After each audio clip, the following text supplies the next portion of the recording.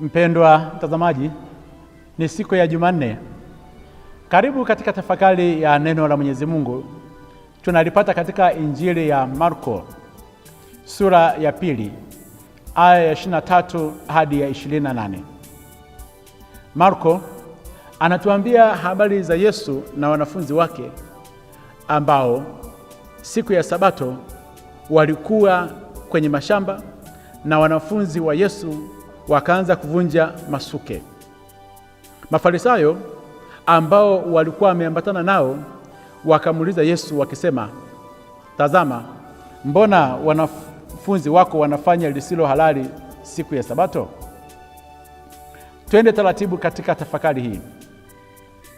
Sabato wakati wa Yesu na hadi sasa ilikuwa ni siku ya kupumzika kwa Wayahudi.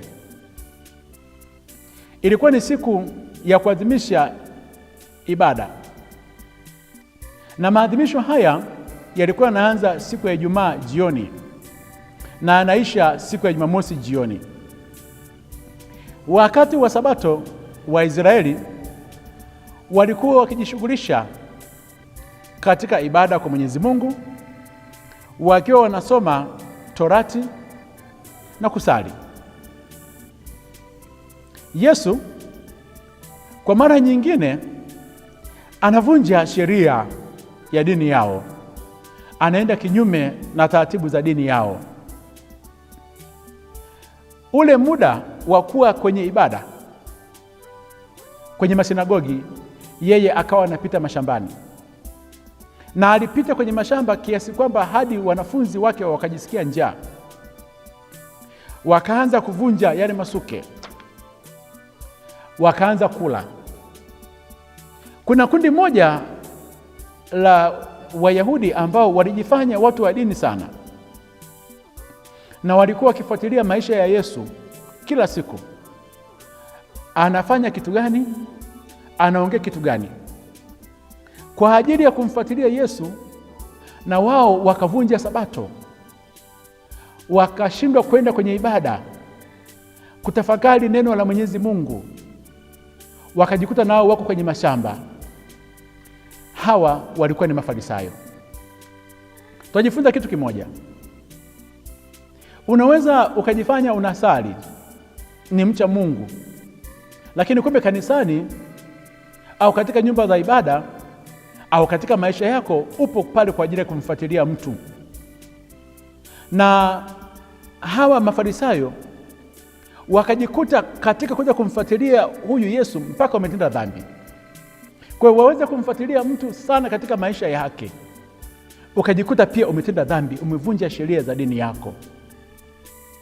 Badala ya kuweza kutumia muda huu kutambua kwamba ninahitajika kwa ajili ya kwenda kusali kwa Mwenyezi Mungu, kutafakari neno la Mwenyezi Mungu, ukaanza kufuatilia maisha ya watu hadi ukatenda dhambi, ukawa ni Farisayo mkubwa.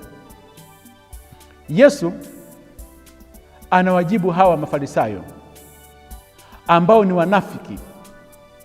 Wanamuuliza Yesu kwamba kwa nini wanafunzi wako wanakula?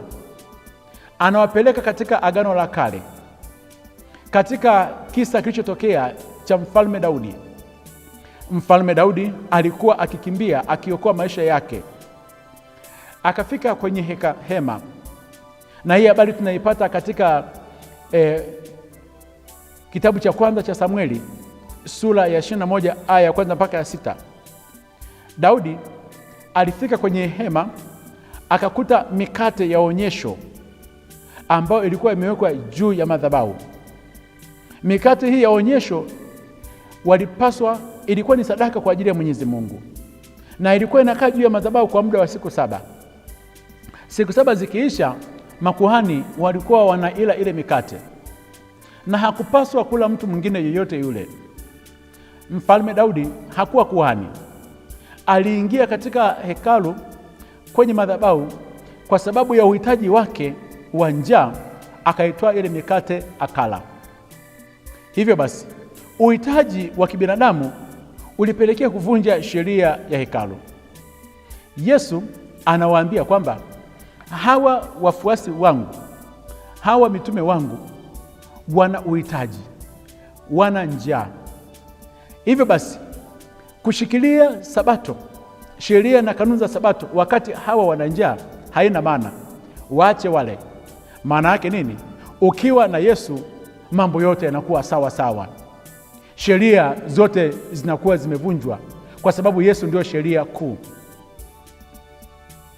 Yesu akawafundisha, akawaeleza kwamba Sabato ilifanyika kwa ajili ya mwanadamu na si mwanadamu kwa ajili ya Sabato. Alikuwa na maana gani Yesu kwa maneno hayo? Yesu alimaanisha hivi kwamba mwanadamu aliumbwa kabla ya sheria hii ya Sabato. Mwanadamu hakuumbwa ili aweze kuwa mhanga na mtumwa wa sheria na kanuni za Sabato.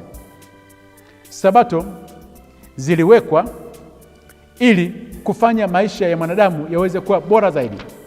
Yaani, akitafakari neno la Mwenyezi Mungu siku ya Sabato, maisha yake yanakuwa ni bora zaidi.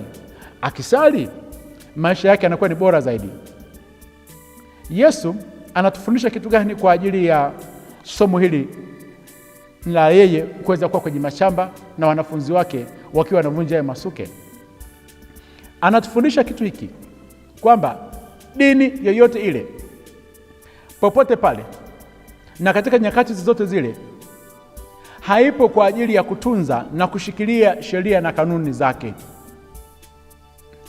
Dini ipo kwa ajili ya kufanya mambo mengine makubwa zaidi kuliko kushikilia sheria na kanuni. Ukristo upo si kwa ajili ya kushikilia tu sheria na kanuni. Ukristo upo kwa ajili ya kufanya mambo mengine makubwa zaidi ya kushikilia sheria na kanuni.